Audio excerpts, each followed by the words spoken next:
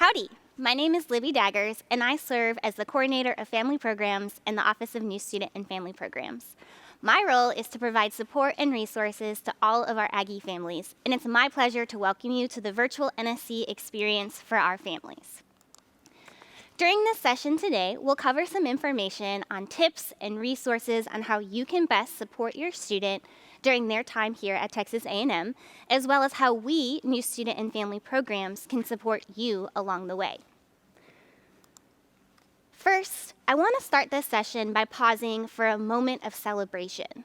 Your students have been receiving a ton of praise on the hard work and dedication it took for their achievement to be accepted to Texas A&M University. However, I recognize that sometimes our supporters and family members are the unsung hero in this accomplishment. You have provided support and encouragement and guidance that have no doubtedly led your students to this moment. So I'd like to take a moment to commend you on all of your hard work and provide you with a virtual round of applause. I want to talk a little bit about what this session will entail and how we at Texas A&M view your role as a family member and supporter of our new students. We value your involvement, so I'm not going to stand here and tell you it's time to let them go or let them grow or cut the cord or any of the other words and phrases you might have heard before. In fact, some of what I'm going to share with you might sound like the opposite. I'm going to tell you about how your involvement is important. Being engaged in your students' time here at Texas A&M is going to lead to their success. So how can we best do that together? At Texas A&M, we wholeheartedly believe that this is a collaborative relationship with your student, you, family members and supporters, and us as a university. We can work together because at the end of the day, we all have the same goal in mind. We all want your students to succeed. And success looks like timely graduation and progress towards that degree. By participating in this virtual New Student Conference experience, you're already taking a great first step in being ready to partner in this collaborative relationship. We want to make sure that as part of this, you understand what your new role might look like. And I know that I can't tell you all of the answers. I don't have a college-age student. I can't tell you exactly what this is going to look like for you and your family. However, I know that both students and families are about to experience a significant transition. What your relationship looks like now might start to change. And I can help you navigate that change. I can help you by providing resources, guidance, and support from our office, New Student and Family Programs, and the university as a whole. So where do we start in this relationship, and what does this partnership look like?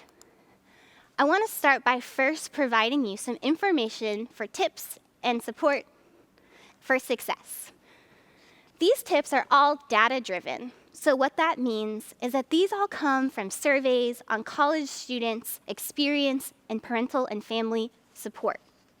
Now, while these surveys and experiences might not have happened at Texas A&M, they're all things that we see relevant to our students and their families and what they experienced during their time. So I'm going to provide you with 5 quick tips on how you can navigate your new relationship and how your involvement in your students' experience will lead to better success for them. Number 1, being positively and appropriately involved in your students' experience will lead to greater student success. You'll notice that we added the word appropriately there. That's a really important key part of this, and we're going to come back to that.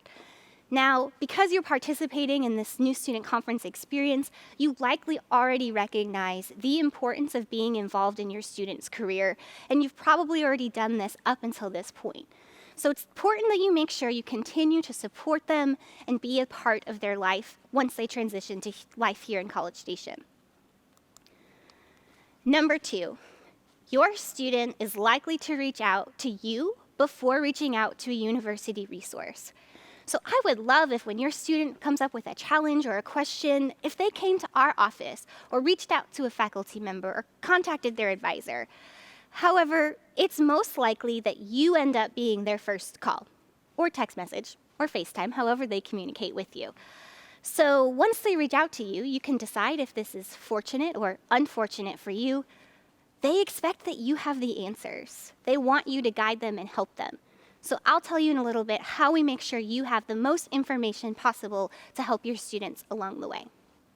Tip number 3, communication with families about academic goals is positively correlated with student persistence. Now, when I talk about students' persistence, I'm talking about your students' ability to remain engaged and involved in their academic experience and making progress towards that degree. So it's important that you talk to them about that. Another piece that we think about is that talking about academic goals is more than just talking about grades. So while you'll receive information about how you can have your students set up access for you to have information regarding their grades and progress, it goes more than that. It's deeper than that. You want to make sure you talk to them about their courses, about their faculty members they're engaging with. And here's a tip. If you ask them a yes or no question, they're likely to answer with a yes or no. So instead of asking them, do you like this course? Instead, why don't you ask, what's your favorite thing about this course? Engaging in conversation with your students about their academics is going to help them in the long run. Number 4, families can be instrumental in supporting student well-being, including preventing destructive behaviors. Another video you'll receive as part of your experience is going to be our Partners in Success session. They'll talk a lot about supporting student well-being and the plentiful resources that we have on campus to make sure your students are taking care of themselves. However, it's important that you realize you have a role in this also. The more you can talk to your students about their well-being, the more you can encourage them to make healthy and safe decisions, the more likely they are to do so. So even though sometimes you think they might not be listening, research suggests otherwise. And your last tip, a family's ability to support independence can lead to a sense of belonging while in college. This one's really important. For some of your students, this might be the first time they're making their own appointments or managing their own schedule.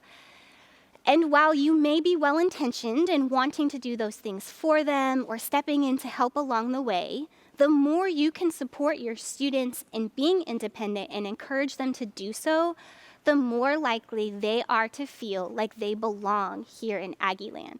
So make sure you help them along the way. It may be new for some of them it may be easy, but the more you can support them in that, the more likely to feel like they belong. So what do we do with these best practices? All of these best practices lay a foundation for your new role in navigating this experience with your student.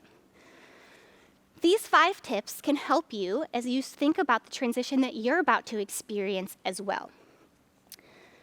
There's a lot of analogies that we can use to talk about what your new role and relationship with your student is going to entail. We've heard things about tandem bicycles or about coach and player, but we wanted to keep it on theme with Texas A&M. So we're going to use one of our own traditions here, the 12th man. So I want to go back to that first bullet point I shared about the importance of the appropriate involvement. And that's where your new role comes in, and that's where this analogy of the 12th man is going to be really helpful to you. This might be the biggest transition that you experience as a family member. And we recognize sometimes it takes a few tries to get it right. But we hope that this will help you think about how you can approach you and your student navigating the college experience together at Texas A&M. So for those of you who may not know the story of the 12th man, I'll give you the quick version. In 1922, Texas A&M was playing Center College in the Dixie Classic. The game was pretty rough. It was not looking good for the Ags, and they had pretty much cleared their bench of players due to injuries. The coach was worried that they were going to run out of players and not be able to finish the game. The coach at the time remembered a student athlete, E. King Gill, who was up in the press box helping the reporters. He asked E. King Gill to come down, suit up, and be ready to help his team should it be needed. So he did just that. He came down from the press box, put on the pads, and was ready and willing to help his team. In the end, he ended up just standing there. He never actually went into the game, but he was there and he was supporting this team. The tradition of the 12th man is something that means a lot to our campus, and we see it in a lot of different ways. This looks like our students' selfless service to others. It's why our students stand for the entirety of football games. And of course, it also represents the support for all of our Aggie family members. But for me, when I think about the tradition of the 12th man, I think of you, supporters and family members of Texas A&M students. To me, you embody the true essence of the 12th man, and that's what this relationship looks like as you navigate your students' experience here at Texas A&M. Your student's going to be the one on the field. They're the one playing the game. And just like in this example, it's not always pretty. And you might want to jump in and be on the field with them, but you're not going to. You're on the sidelines, you're supporting them, you have the information ready to suit up and help, but you wait for them to call on you. And as we already established, they're going to call you. They're going to reach out to you for support. So as you transition to this role as the 12th man, we need to make sure that you have the information and resources that you need to be able to help your student. When they call you, we want to make sure that you know how to navigate campus and what you can send your students to utilize to get the help or support that they may need. So for us at New Student and Family Programs, we make sure we provide you a lot of communication opportunities so that you know about all of the tremendous services and support available. We want to talk about a few of the ways that we do this, and the first is our family website and our family web chats. So our website, familyprograms.tamu.edu, is a great resource for you. You can find PDF publications on there. You can find links to other campus resources that might be helpful to you. A lot of information. It's a great place to start. Additionally, we host web chats every month. You'll see an example of the most recent web chat we had at the end of the semester, our web chat with the Career Center in April. So each month, we ask a different office to dedicate some time with us to present a webinar. So they'll go in depth about a specific topic as well as the resources and services that they offer new students and their family members. After the webinar presentation, we'll open it up for question and answers. So you'll have the opportunity to live chat in any questions that you might have for this specific office and get an answer from the campus experts in somewhat real time. We host these monthly throughout the fall and the spring semester, and for each webinar, we record them to make sure that if you can't attend live, you have the opportunity to go back and review it at your convenience. We're also on all the social medias, so you can feel free to tweet, like, comment, follow, whatever you do on any of those. We're happy to connect with you in that way. But I do want to take a moment to point out our Facebook page, which is Aggie Parents and Families. This is our social media channel that is specifically dedicated to parents and families. So we'll share information about upcoming deadlines, things happening on campus, interesting articles about research and other things happening on our campus. So it's a great place for you to stay in the know. We encourage you to like that page. We also have our family calendar. All families participating in the virtual New Student Conference experience will receive a copy of this calendar in the mail. You'll also be able to access the PDF on our website. This calendar is a great resource to hold onto during your student's first year here at Texas A&M. The calendar was specifically designed for our Aggie families, and it follows the life cycle of a student. So as you flip to a specific month, you'll see information about what's happening on campus at that point in the semester. There'll be information about resources and offices that can help you or support your student should you run into any issues. Of course, it's a calendar, so there's important dates in it, including football. But there's also a resource guide that's a great place to start if you're looking to contact a campus office about a question, but maybe you don't know who to go to. So in that resource guide, the information is listed by topic area, so you can look and find the specific resource or question that you have, see which office is the best fit for answering it, and find their contact information. So we encourage you, when you get it in the mail, hold on to it. It'll be helpful throughout the entirety of your student's first year. Next is our Aggie Parent and Family Connection portal. Now, you're probably already familiar with the portal, given that that's how you're viewing the New Student Conference virtual information, but I want to make sure I point out a few additional details. While you've been receiving emails directly from the portal, if you haven't gone in and set up your profile information, it's really important that you do so. By filling out that intake form, we're able to provide you a newsletter that's customized based on your interests and demographics of your student. So by telling us what college your student is in, it ensures that you'll get a newsletter that has information highlighted that specific college. There's a video link that you'll be able to follow to go set up your profile. I encourage you to do so. When you fill it out, you'll also be able to select the frequency in which you would like to receive communication from us.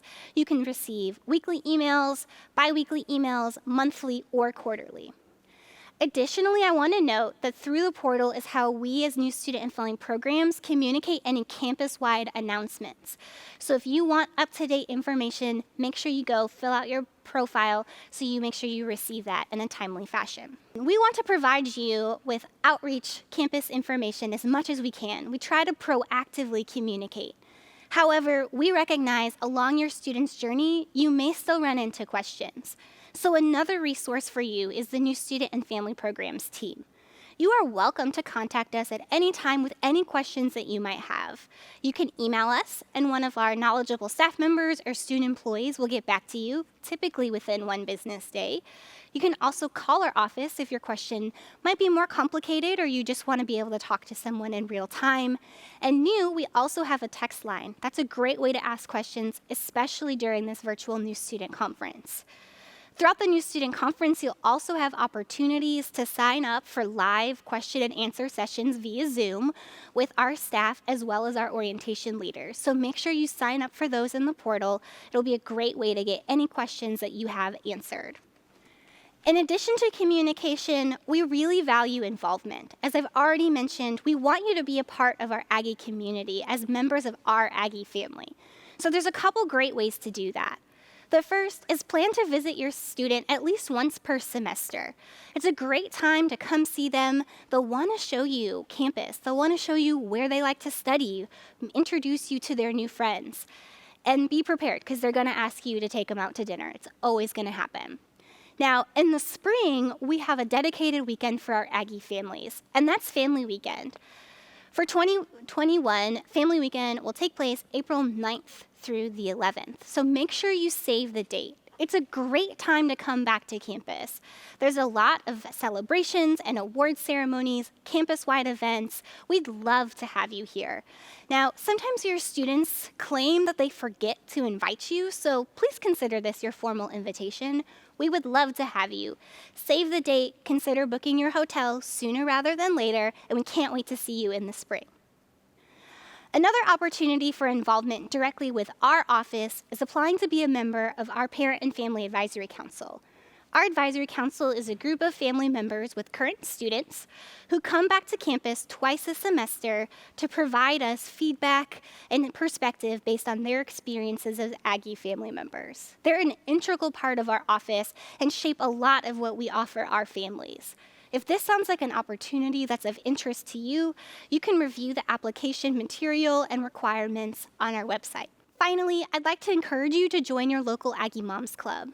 Joining Aggie Moms is something that any Aggie family member can do. You'll be receiving information throughout the virtual New Student Conference about how you can get connected with your local club, but it's a great opportunity to meet other people, not only in the Aggie community, but in your geographical community as well. Make sure to fill out the interest form provided by the Aggie Moms so that you can be contacted by the club nearest you. Finally, I hope to leave you with this. You are not alone in this experience. I know that Texas A&M can at times seem enormous. There are so many resources available to you and to your students, and while that is a wonderful thing, it can be overwhelming. So I want you to know that the New Student and Family Programs team is here to support you. Please reach out. Let us be the first call. If you don't know where else to go, we're happy to help. We will help you find the information that you need. We don't know quite everything, but we've heard a lot of questions, and we're happy to do the work for you if we don't know the answer. will get you connected to the folks who can help you and to the answers that you need. As you and your student embark on this new journey, we are excited to walk alongside you, and we're happy to be a part of the experience with you. I want to thank you again for participating in the virtual New Student Conference, where it's been a pleasure to be with you. Thanks, and gig 'em.